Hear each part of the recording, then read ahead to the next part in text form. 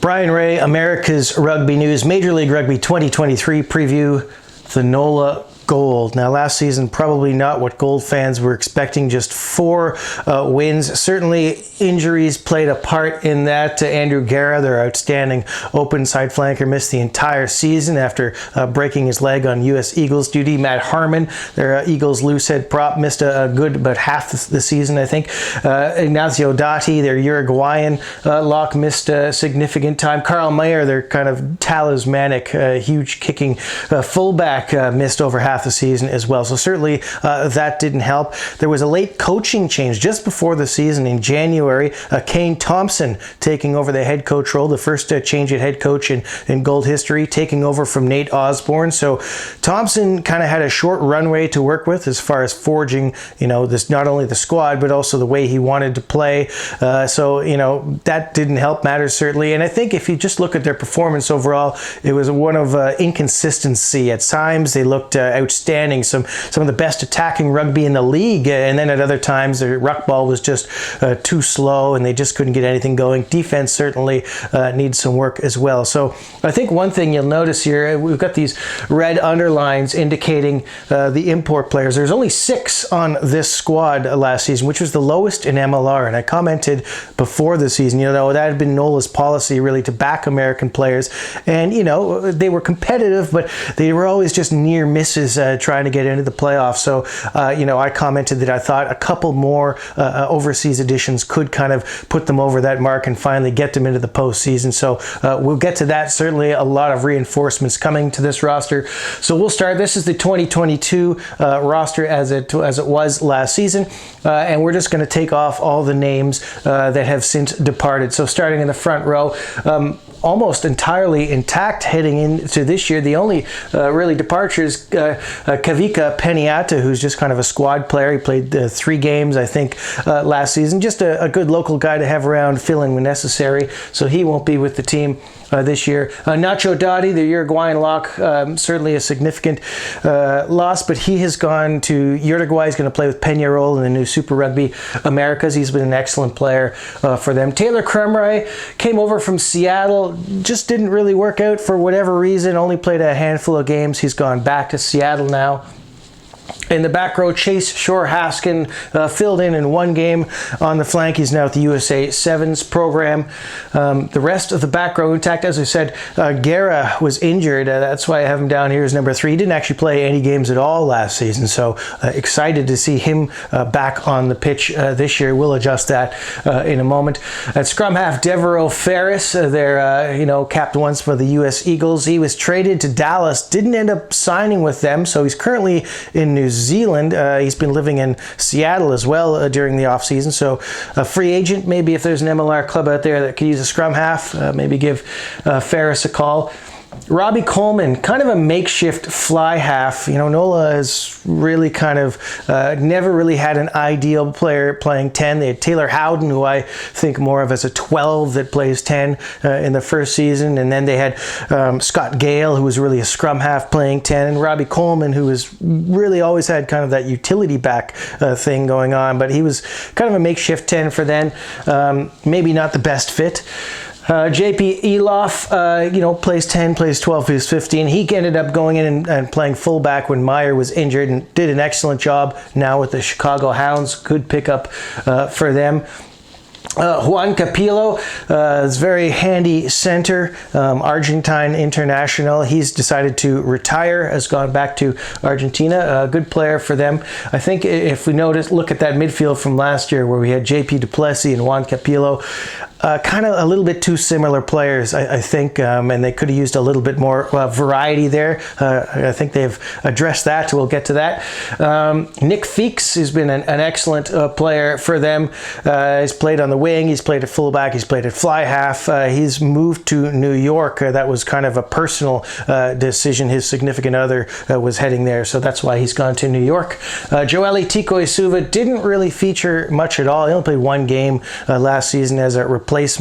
Came in late during the season. He was going to play, then he wasn't, and so he's not going to be with the side this year. Carl Meyer, Well, he's not entirely out of the picture. He's trying to be a professional kicker in the XFL, so we'll see if that works out for him. So at the moment, not on the Gold roster, but could make a return at some point possibly. Kyle Rogers, a pretty useful player, can play 10, 12, 15, did a pretty good job for them, but he's decided to retire. I think he's about 27, be 28 this year, so probably just decided that, he wasn't quite going to get maybe where he wanted to be and is just moving on with life. Always rated him. I wouldn't mind seeing him back. Otherwise, all the other outside backs. So a little bit of Christian Alvarez, scrum half. He was traded to Austin. Austin then dissolved, went into the dispersal draft and just didn't end up signing anywhere. So he's playing club rugby at the moment. All right. So a little bit of emptying out in the backs, but for the most part, the forwards are pretty well intact. Not very many departures. So more a case of building on the pack and then more significant changes coming in the back. So there's your 2022 departures. Now we're going to look at our squad heading into 2023. Okay, NOLA Gold 2023. Now, for the first time, General Manager Ryan Fitzgerald given the freedom to use all his import slots. So they have kept all 10 of them, no trading those cards away. So they got some pretty handy additions this year, reinforcements as we'll see. So coming in, well, just before we get to the additions, a couple guys we're going to take off the list. George Sharp, unfortunately, their USA Falcons hooker, suffered a knee injury playing with the academy. Looks like he's out for the season, or most of it at the very least. And Brian Nault suffered a concussion, actually not related to rugby, off the field during the offseason as well. And it kind of on indefinite leave. He could possibly miss the entire season, not really sure yet, so certainly want him to make the best decision for his health, but hope we see him back on the field at some point. So coming in to bolster this front row, we're going to slide Kevin Sullivan and Matt Harmon down here. And in the loose head prop, Jared Adams is Samoa U20 select, spent some time with the Sunwolves, starter in the NPC this past year. He can also play tight head, but primarily a loose head. And we've got Harmon, we've got Sullivan, we've got Sam Klimkowski, didn't play at all last year. Huge guy. They picked him up from the LA Giltinis, and a young lad, so certainly has some potential. And Gerald McDowell, a former collegiate football player, local Louisiana guy, picked him up from the American Raptors. He played with the Golds Academy. Eric Howard, recovering from a knee injury that ended his season early last year, rotating with Pat O'Toole there. Alex Lepetti, going to slide him up, toured with the Falcons during the offseason. I think he's going by Ale these days. And Chris Shade, this veteran, MLR veteran, they picked up from San Diego. Didn't actually get any game time with the Legion last year for some reason. He's actually touring with the Raptors in South America right now. So once that's done, he's going to be their fourth hooker. Dino Waldron, we're just going to slide him down because Sean Perinihi is coming in. Another from New Zealand. New Zealand under 20 select and starter in the NPC. Nice handy addition at tight head prop. Doc Irie was meant to retire at the end of last season, but he's in the best shape of his career. He was dropped from 285, 290 down to 260, 265. So he's reconsidered, which is good considering the Nault situation. And Trent Rogers, USA U23 select, picked up in the first round of the collegiate draft. Another big lad coming in there. So good depth there in the front row. Second row, first change. Cam Dolan is now making the permanent move, the captain, to the second row, now in the later stages of his career. So they're going to move him there. And Malcolm May, meanwhile, really kind of a makeshift lock last season, thankfully is moving back to the loose forwards where he is certainly more suited. Billy Stewart, underrated lock. We're just going to slide him down, though, because Liam Hallam-Eames is coming in, played with Northland, actually played one game for the Crusaders this past season. Now, he signed for San Diego, I think it was about 3 years ago, but for whatever reason, the deal didn't come off, and he ended up going over to England, or Jersey anyways, and playing in the championship, but another on the cusp of Super Rugby selection.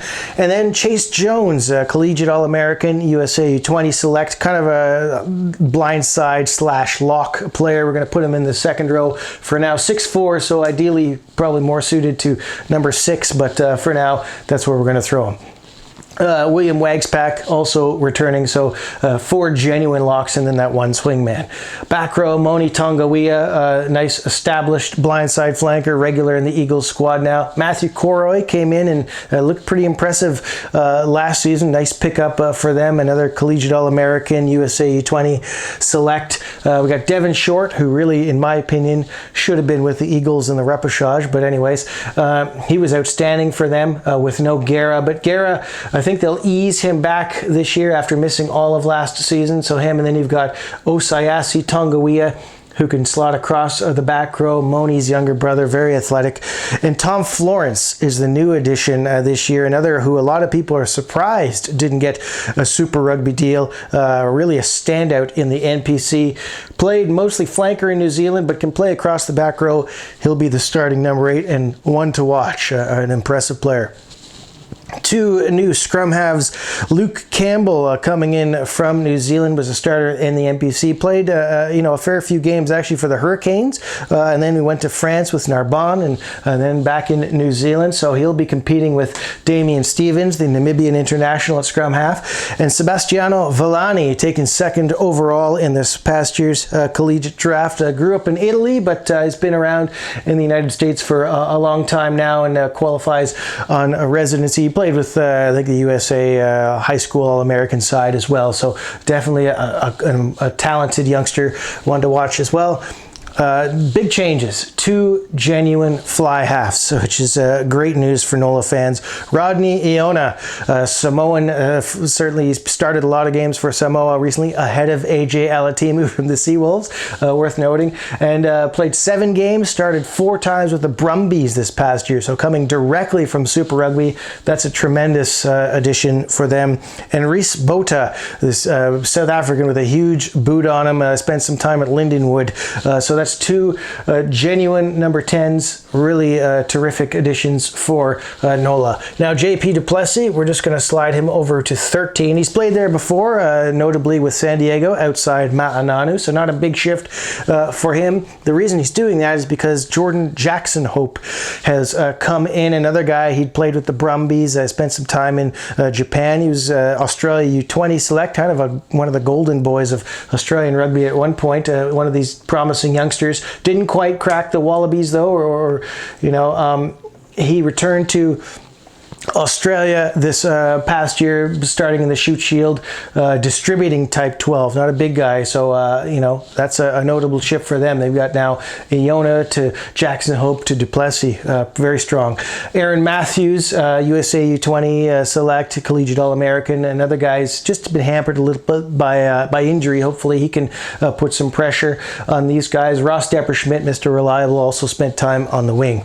New England fans hate to see this. Dougie Fife, Scottish international, coming in, initially meant to be fullback.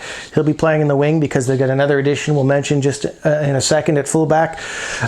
Cale Hodgson, picked up from Dallas. He was starting on left wing for them last year, also played in the midfield a bit. Another handy addition, USA Falcons select.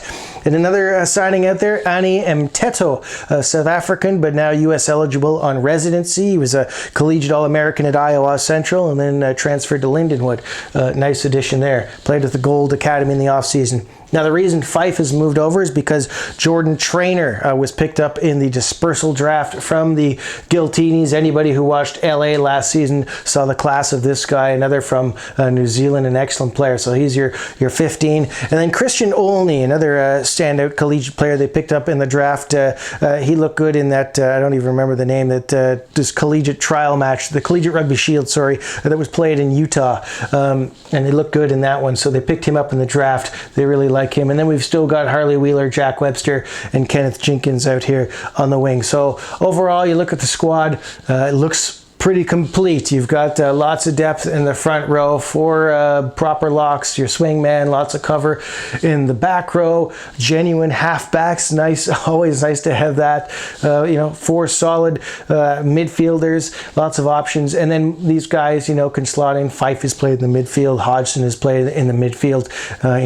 so it looks good overall. I think this is a significant improvement on last season, and I think once we have a look now at our match day 23, it's going to look pretty strong. Okay, NOLA Gold, what is their ideal match day 23 going to look like this season? Well, I think the first thing we have to know is how many imports they can slot in their lineup, and for NOLA, their magic number is 10. Okay, which is up from 6 last year, so that is significant. So, starting off, we'll get our two props who've come in from New Zealand, Jared Adams and Sean Perinihi. And that means we've got Matt Harmon and Dino Waldron over here on the bench. Two Eagles. That's pretty nice depth to have. And then on top of that, you've got Kevin Sullivan kind of as the fifth guy. So, you know, Adams could slot to tight head and Harmon come in loose head, Sullivan come in there, but he can cover both sides. So very nice depth at prop. We're going to put Pat O'Toole here at hooker, and that's because I just think to start the season anyways, Eric Howard coming back from a knee injury, probably going to work his way in, but you'll see lots of rotation there. So again, nice depth at hooker as well. The two of those very strong players. Cam Dolan, the captain, moving to the second row. Liam Halameems coming in. He's your other lock, and that means Billy Stewart, your big Clydesdale. He's going to be on the bench. That's pretty strong third string, or second string lock. Nice to have that on the bench. Really nice there. Back row kind of picks itself. Moni Tongawea at 6. We're going to start with Devon Short at 7 again because I think Garrow will be eased in, and then we've got Tom Florence at number 8. Really strong back row. You've got Devon Short, who is an excellent line-out jumper, complementing Dolan, who's outstanding, and Eames, who is 6'6", another genuine option. So that's a really nice, well-balanced forward pack. If we look at our back line here, again, so we've got Stevens and Campbell. I'm going to put Campbell there. I think he's probably just going to get the edge a little bit with his Super Rugby experience, but then you've got Stevens as well to compete for that. So one of those two taking up the number 9 shirt. Rodney Iona, certainty there at number 10. Midfield, we've got Jordan Jackson-Hope at 12. JP Duplessis at 13. And then on the wings, Dougie Fife. Harley Wheeler on the brink of Eagles selection out there, and Jordan Traynor, your fullback. I mean, it kind of picks itself, doesn't it? We don't have to put a whole lot of thought into that. 1, 2, 3, 4, 5, 6, 7, 8, 9, 10. There's our import limit, so we can't have any on the bench. Not a huge deal. It means that Stevens probably not going to be in the bench. I mean, injuries obviously will play their part during the season, but it means for the most part, reserve scrum half is going to be Sebastiano Villani, and then Stevens comes in straight as the starter when Campbell isn't there, or vice versa, whoever wins that battle. On our loose forward reserve, well, we've got some options. Certainly Guerra is one of them. Maybe if he's not quite ready to go at the start of the season. Matthew Coroy is there. We've also got Malcolm May. And that also gives us some options if we want to do a 6-2. We'll look at that in just a second. Your probable backs reserves. Aaron Matthews can play pretty much across the back line. He's certainly one of them. And then Cale Hodgson covers wing and center. So that is quite a strong match day 23, I think. If you look at the lineup there, we've got depth. I mean, all these subs could pretty much, maybe aside from the inexperienced Villani, but anyone else here could be a starter for another team and has started. So that looks pretty nice. If we want to do a 6-2 on the bench, slide Hodgson out, Matthews down, Villani, Coroy, your number 8, and then as a flanker, Andrew Guerra can come in, or Malcolm May, who covers lock or flanker. Again, very strong, lots of options. You might say, well, what happens here? Who's our backup fly half? Well, Jordan Jackson-Hope, Iona's not going to leave the field unless he's injured. So you would think Jackson-Hope, he has played a bit of 10. He can slide into 10 if needed. I mean, Matthews has played a bit of 10, but I think it would be Jackson-Hope moving up and then Matthews just coming into the midfield. I mean, in this situation where you've got the 6-2, Villani's also played a bit of 10 as well, by the way, but Matthews covers literally across the back line. He'd come in a wing or center. Fife can move down to fullback if we go with the more conventional 5-3 it just gives you more coverage with Hodgson being able to play wing or center. So I think you've got all your bases covered here. Really nice depth in this squad. I think this is a significant step up from last season, and I'm genuinely looking at this side saying if they can get their rhythms and their systems down. Kane Thompson has had time now. He's helped put this squad together. He's had a full season to plan for this season. He doesn't really have any excuses. So this is it, Kane. This is a very good competitive squad. I am predicting that NOLA makes the playoffs for the first time. I'm putting them in that top 3 group with New York and New England this season. I think NOLA Gold fans should have a lot of hope coming in this year. Are they title contenders? Well, we'll just have to see. But I mean, you've got strength and depth in the front row. You've got a good line out there. You've got strong second rows. You've got good depth there as well. Excellent loose forward, stable. Got a genuine fly half, and you got, Reese Boda is not really going to get into the 23 too much because of that import situation. But if Iona needs a day off, you've got a genuine option there who can come in and pump the ball down the field with his boot. So that's another guy you have. You got creative attacking in the midfield with Jackson, kind of the more conventional, strong running attacker in Duplessis. You've got options there. Hodgson could come in and fill that role, or Ross Depperschmidt. If Duplessis is out for a game, Matthews can play either center slot. You've got depth on the wing. Annie Mteto, I haven't even mentioned him in here, collegiate All-American guy. So I think they've got all the tools here to go in and be genuine contenders in that Eastern Conference. Playoff bound, I'm calling it now. NOLA Gold heading to the postseason for the first time.